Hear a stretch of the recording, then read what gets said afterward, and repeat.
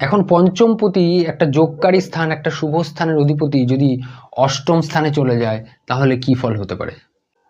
আমরা পড়েছি যে 8, 12, তারপরে 6 নম্বর ঘর, এগুলো দুঃখ স্থান, অশুভ স্থান। এইসব স্থানে গ্রহ চলে যাওয়া ভালো নয়। এইসব স্থানে গ্রহ চলে গেলে তার কারকত্বের হানি হয়।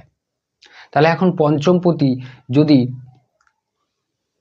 অষ্টমে চলে যায় তাহলে মানে তার যদি কারকত্বের হানি হয় তাহলে কি করে ফল দেবে? যে কোনো গ্রহ হতে পারে।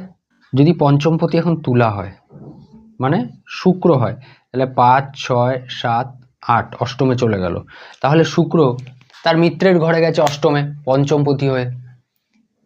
কিন্তু এখানে কারকত্বের হানি অবশ্যই হবে, পঞ্চম স্থানের তো হানি হবেই।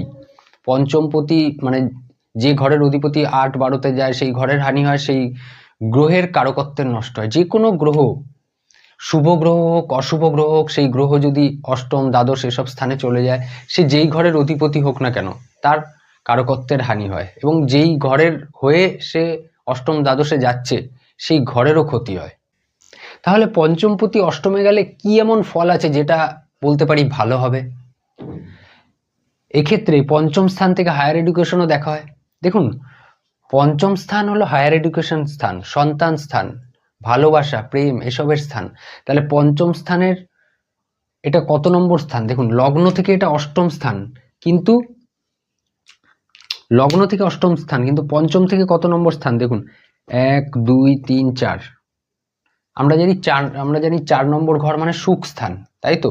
তাহলে পঞ্চমের সুখ স্থান, তাহলে এটা যদি সন্তান স্থান হয় তাহলে সন্তানের সুখ স্থান অষ্টম স্থান, 1, 2, 3, 4।